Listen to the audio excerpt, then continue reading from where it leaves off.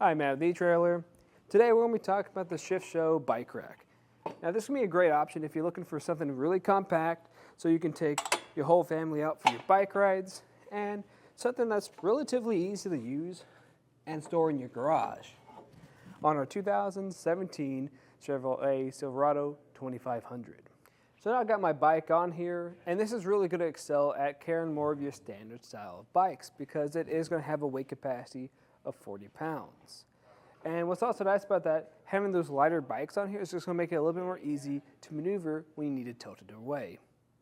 And here's going to be that knob to tilt it back, so I'll just pull on it and let that fall backwards.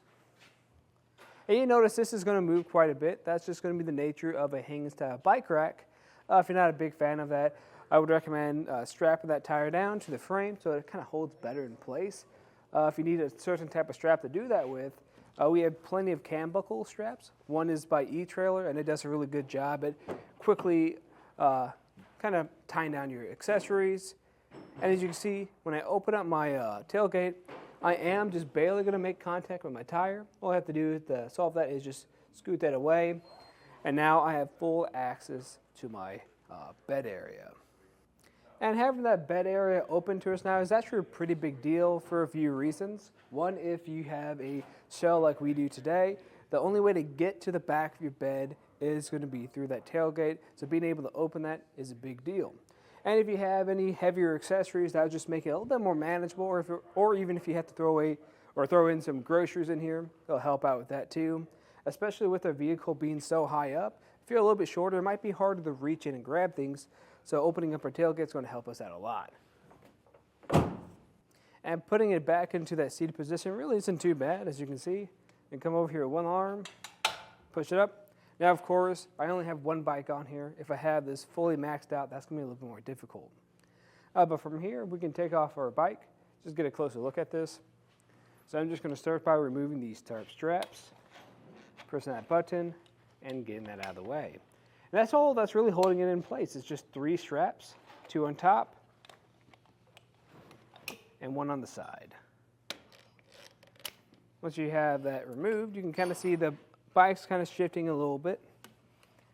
And since we're making frame contact, I wouldn't recommend anything with a really nice paint job or any carbon frame bikes. Again, this is going to be more so for your standard style bike. Something else to really consider too is when you take this off, yes, you can have any accessories in the center of it, like a cup holder, but if you do, it will make it a little bit more difficult to take off, like mine does now. Now, if I didn't, that would have been pretty smooth, but still, it is pretty easy to take it on and off. And from here, we're going to get a few measurements just to see how it's going to sit back here. So the first one I'm going to do is going to be our ground clearance. We really don't need to worry about this section because it's going to be fully dependent on your bikes. So what I'm going to do is measure from right here. And this is going to be sitting at 18 inches. And this is actually pretty close to our vehicle. So even if you're in those low clearance areas where you're going up a steep driveway or a hill, this is most likely not going to make contact with the ground. But we can get a few other measurements to see how far away this is going to stick out. The first one I will get will be from the furthest point here. And that's going to be sitting at roughly a little bit under 44 inches. So something that's going to be a factor in that is also going to be your handlebars, so they're going to stick out a little bit further. So I'd recommend putting that into your measurement too. So if you're in any type of spot like a parking spot, garage, it's going to be pretty tight, especially on a larger vehicle like this. But we can save space if we don't have any bikes on here. So what I'm going to do is pull this pin and lower this down. And you can see that's saving you a lot of space. And this is only going to be sitting at just a little bit over 17 inches. And now with it in this position, we can talk about how it's going to interact with the back of your vehicle. And this is actually one of the benefits of having a hanging style bike rack because they're usually pretty narrow. So it is going to block the center of your license plate, but it'll still be visible on either side. So if you're making any turns, people will be able to still see it. And then for your backup camera, it's going to be kind of like the same thing. The center of it will be blocked, but either side will still be visible. Now when it comes to your taillights and back window, that won't be blocked at all. And the way this is going to install is we're going to have a 2-inch shank that goes into your 2-inch hitch receiver. Right now we currently have this sleeve reducer to make this work. And then we're going to have a anti-rattle bolt that goes through and connect to a nut at the very end to secure this into place. But at the end of the day, if you're looking for something very compact, lightweight, easy to use that can carry 4 bikes, this is honestly really hard to beat. As you can see right here, with it being this compact, that's not going to take up really any space in your garage. Now, if you're looking for another type of very compact rack, but maybe you need something that's a little bit more stable because you don't like that front tire moving as much, or you're looking for something that's going to have a higher weight capacity to carry those heavier e-bikes.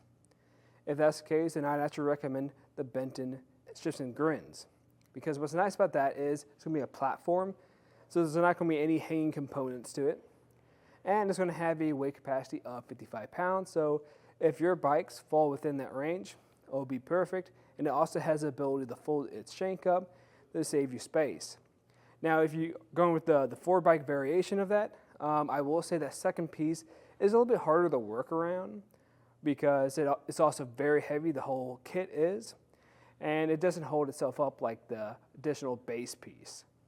And that's what's nice about this. This is just super easy to store in my garage or even really in my truck. As you can see right here, trying to get this in here really isn't bad at all. I still have plenty of room to put anything else I have in my truck and not really fight with it. But we'd love to hear how you're using this, how much space it's saving you, whether that's in the bed of your truck or somewhere in your garage.